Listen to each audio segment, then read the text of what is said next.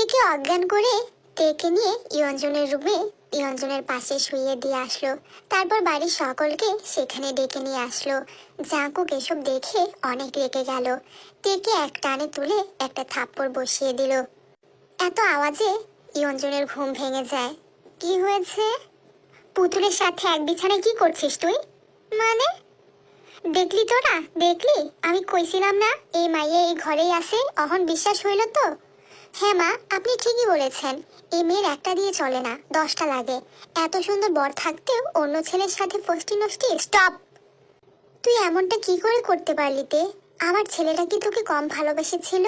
বিশ্বাস করো বড় আম্মু, আমি অঞ্জন ভাইয়ের রুমে কি করে আসলাম আমি নিজেও জানি না। আমি তো নারী জাত। ওই মাইয়া চুপ কর। আমার নামে কি কস তুই? আমি তো তোরে চোখেও দেখি নাই আজকে। আমার নামে একদম মিছা কথা কইবি না। জাঙ্কুক এবার বেশ রেগে গেল। তেকে টানতে টানতে রুম থেকে নিয়ে যাচ্ছে আর বলে যাচ্ছে, আমার বউ কি করেছে না করেছে সেটা আমি বুঝে নেব, তোমরা যে যার ঘরে যাও। এদিকে ইয়ঞ্জন বুঝে গেছে এটা কেউ প্ল্যান করে করেছে, আর এই প্ল্যানের তাকে মূল গুটি হিসেবে ইউজ করেছে। কিন্তু যে বা যারা এই প্ল্যানটা করেছে তারা এখনো জাঙ্কুককে ভালো করে চিনেনি। জাঙ্কুক নিজেকে নিয়ে সবকিছু সহ্য করতে পারবে, কিন্তু তার পুতুলকে নিয়ে একদমই সহ্য করতে পারবে না। জাঙ্কুক রুমে গিয়ে তের ঠোঁটের কাছে যে রক্ত ছিল সেগুলো পরিষ্কার করে দিচ্ছে।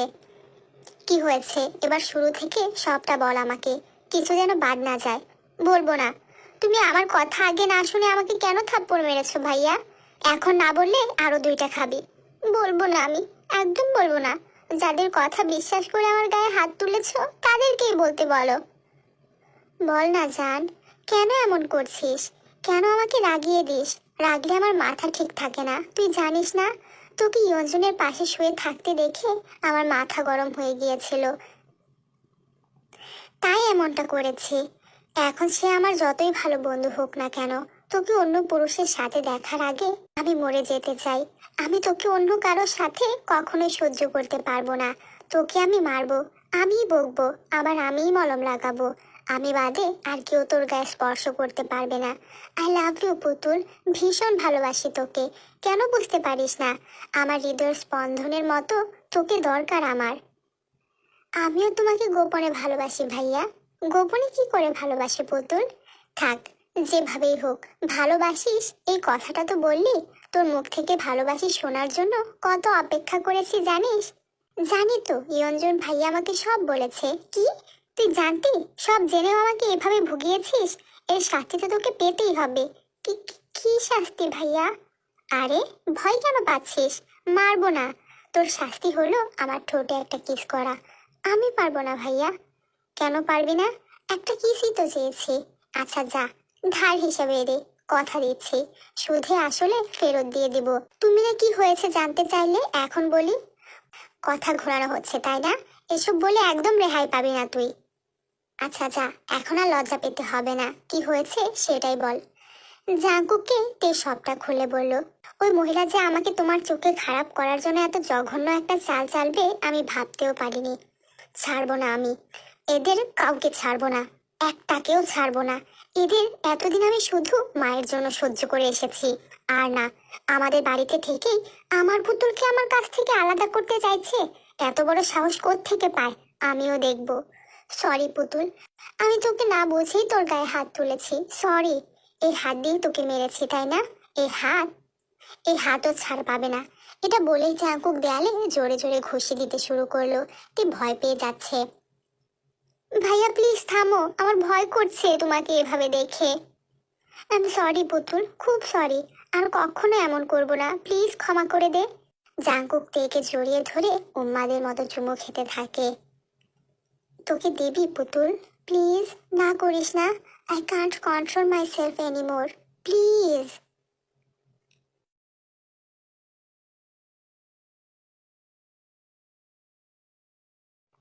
ভোরের দিকে জাঙ্কুকের হুঁশ আসে। সে তের দিকে তাকিয়ে দেখে তের অবস্থা খুবই খারাপ। তে ওঠ, শাওয়ার নিতে হবে। আমাকে ওঠার মতো অবস্থায় রেখেছো তুমি? যাব না আমি কোথাও, যাও এখান থেকে। এমন করে না জান, শাওয়ার নিতে হবে তো। আমাকে ঘুমাতে দিচ্ছ না কেন? আমার সারা শরীর ব্যথা করছে ভাইয়া, এখন আমি উঠতে পারবো না। জাঙ্কুক তেকে কোলে নিয়ে ওয়াশরুমে চলে যায়। সেখানে থেকে নিয়ে খুব ভালো করে গোসল করিয়ে দেয়, তারপর নিজেও গোসল করে নেয়। গোসল শেষে তেকে মলম লাগাতে যাবে তখনই খেয়াল করলো তে তার ওড়না দিয়ে মুখ চেপে ঢেকে বসে আছে। দেখি পুতুল, মুখ খোল, মলম লাগিয়ে দিই, ব্যথা কমে যাবে। আমার লজ্জা লাগছে, তুমি যাও, আমি পরে লাগিয়ে দিব। রাতে না তোর লজ্জা ভেঙে দিলাম, তাহলে এখন এত লজ্জা আসছে থেকে? আবার লজ্জা ভাঙার ব্যবস্থা করব, আমার কিন্তু কোনো প্রবলেম নেই। কত খারাপ লোক একটা। তে বেঘরে ঘুমাচ্ছে, তেকে রুমে রেখে এসে জাঙ্কুক বাহিরে এসে পড়েছে। কি হয়েছে নানু ভাই, তুমি আজকে এত সকালে কেমনে গোসল কইরা লইলা? সারা রাত বউয়ের সাথে খুব খেলাধুলা করেছি নানি জান, ক্লান্ত লাগছিল, তাই শাওয়ার নিয়ে বেরিয়ে আসলাম। কি কইলা? আরে নানি জান, এমন ভাবে অবাক হচ্ছ যেন তুমি কখনো আমার নানা জানের সাথে খেলাধুলা করনি। ওই মাইয়া এত আকাম কুকাম করার পরেও তুমি ওরে ঘরে রাখছো, এখনো ঘর থেকে বাইর করে দিতাছো না কেন? একদম আমার পুতুলের সম্পর্কে বাজে কথা বলবেন না নানি জান। ওর পায়ের পাতা থেকে চুলের গোড়া পর্যন্ত চেনা আমার।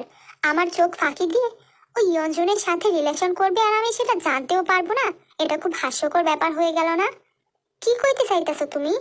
আকাম কুকাম যে বা যারা করেছে সেটা সময় হলেই আমি প্রমাণ করে দেব। আপাতত আমার বোনের বিয়েটা সুস্থভাবে হয়ে যাক। এদিকে ইয়ঞ্জন সকালে ঘুম থেকে উঠে সবাইকে সকল সত্যিটা বলে দিয়েছে। তে ঘুম ভাঙতেই দেখলো 11টা বাজে। আজকে জিমিনের বিয়ে আর সে এখন পর্যন্ত ঘুমাচ্ছে। তে নিচে নেমে আসার পরই জাঙ্কুকের মা বলল, কিরে তোর শরীর ভালো এখন? আমার শরীর খারাপ তোমাকে কে বলেছে বড় আম্মু? কেন, জাঙ্কুকই তো বললো তোর নাকি রাতে জ্বর এসেছিল, সারা রাত ঘুমাতে পারিসনি, সকালের দিকে ঘুমিয়েছিস। আমাদের বলেছে তোকে যেন না ডাক দে, রাতে যেভাবে মেরেছে তোকে, জ্বর আসবে না তো কি আসবে? এই ছেলেটার এত রাগ, কি করি বলতো? কিরে দাঁড়িয়ে আছিস কেন? যা গিয়ে বসে পড় টেবিলে, আমি খাবার নিয়ে আসছি, কত বেলা হয়ে গেছে। জিমিনার সুগার বিয়ে আগেই হয়ে গিয়েছিল, এখন অনুষ্ঠান করে তাদের তুলে দেওয়া হলো। পরের দিন সকালবেলা সোফায় বসে জাঙ্কুক মোবাইল টিপছে, তার সামনে 3টা লাগেজ। ওই জমিলা, জমিলা, কই তুই? তোর এত বড় সাহস, তুই আমার কাপড়ের ব্যাগে হাত দিছস? আয় আমার সামনে কইতাছি। হ্যাঁ মা, দেন এক চোর, আমার লাগেজও নিয়ে এসেছে, কত বড় সাহস! আমি থাপ্পড় দিচ্ছি, কাজের লোক হয়ে আমাদের জামা কাপড়ে হাত দেওয়ার সাহস কি করে হয় এই মহিলার? যে না থাপ্পড়টা দিতে যাবে তখনই জাঙ্কুক হাত ধরে ফেলে। বলেছিলাম না আমি, কেউ যদি আমার থেকে আমার পুতুলকে কেড়ে নেওয়ার চেষ্টা করে তাকে আমি খুন করে ফেলবো, বলেছি কি না? এরপরেও তোমাদের সাহস কি করে হয় আমার পুতুলের সাথে এমন জঘন্য একটা কাজ করার?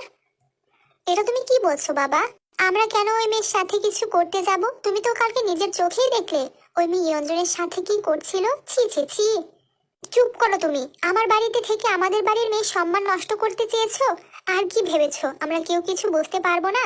আমরা সব জানি, ইয়ঞ্জনার্তে আমাদের সব বলেছে। আপনাকে খুব সম্মান করি আম্মা, কিন্তু আপনি আর আপনার মেয়ে আর আপনার নাতি মিলে এমন একটা নিচু কাজ করবেন আমি ভাবতেও পারিনি। তুমি বিশ্বাস করো আরেম, আমি সত্যি কইতাছি, আমি কিছু করি নাই। ওই মাইয়া আর ইয়ঞ্জন মিল্লা আমাকে ফাঁসানোর চেষ্টা করতাছে আর নিজেগোর দোষ ডাহার চেষ্টা করতাছে। আমি আগেই বলেছিলাম, এখনো বলছি, আমার পুতুল সম্পর্কে আমি আর কোনো বাজে কথা বরদাস্ত করব না। আর কেউ যদি বলে তার বলার মুখ আমি আর রাখবো না। তোমার নাতনি কি ধোয়া তুলসী পাতা নাকি? ওর ক্যারেক্টার কেমন আমি জানি না ভেবেছো? একদম আমার মুখ খোলাবে না। নাতনির কীর্তিকলাপ প্রমাণ সহকারে হাতে ধরিয়ে দেব, আমাকে তো চেনো না। এদিকে জেনির গলা শুকিয়ে কাঠ হয়ে যাচ্ছে। এখন পর্যন্ত সে অনেক ছেলের সাথে ফিজিক্যাল রিলেশনে গেছে, জাঙ্কু কি এসব জেনে গেছে কিনা এ নিয়ে সে খুব ভয় পেয়ে গেছে। আপনারা এখন আসতে পারেন, আমার পরিবারের ক্ষতি করে এমন কোনো আত্মীয় আমাদের চায় না। যেদিন আমাদের পরিবারের সকলকে আপন মনে করতে পারবেন ওই দিন আসবেন, আর আপন মনে করতে না পারলে আসার দরকার নেই। তে রুমে ঢুকে দেখে জাঙ্কুক মাথায় হাত দিয়ে বসে আছে। জাঙ্কুককে এই অবস্থায় দেখে তে আবার নিচে যাচ্ছিল, তখনই জাঙ্কুক বলে, কোথায় যাচ্ছিস? নিচে তোমার জন্য কফি নিয়ে আসতে। কফি লাগবে না, এখানে আয়, বস এখানে, আমার মাথা টিপে দে, খুব ব্যথা করছে। এই পুতুল, হুম, আমাদের একটা বেবি হলে কেমন হয়? চল না পুতুল, আমরা একটা বেবি নেই। আই নো তোর অনেক কষ্ট হবে, কিন্তু প্লিজ আমার জন্য একটু কষ্ট কর। আমার বেবির আম্মু হয়ে যা, কথা দিচ্ছি, একজন ভালো বাবা হব আমি, তোদের খুব ভালোবাসবো। শুধু আমার এই আবদারটা পূরণ কর, আর কখনো কিচ্ছু চাইবো না। তোকে আমি হারাতে চাই না পুতুল, আমার গোটা জীবন তোর সান্নিধ্যে কাটাতে চাই। আমার অংশকে তোর মাঝে বাড়তে দেখতে চাই। আমার একটা ছোট্ট পুতুল চাই। কখনো যদি তুই আমাকে ছেড়ে চলে যাওয়ার কথা চিন্তাও করিস, তবুও আমাদের বেবির জন্য পারবি না। জাঙ্কুকের কথা শুনে তে চিন্তায় পড়ে গেল, কারণ তার আম্মু তাকে বলেছিল হাজব্যান্ডরা নাকি প্রথম দিকে বেবি পছন্দ করে না। কিন্তু এদিকে তো জাঙ্কুক উল্টো গান গাইছে, সে তো এখনই বেবি চাইছে। তে কি করবে তা ভেবে পারছে না। কি ভাবছো এত জান? বলো না তুমি রাজি আমার বেবির আম্মু হতে। আমি রাজি ভাইয়া তোমার বেবির আম্মু হতে, আমার জান পাখিটা।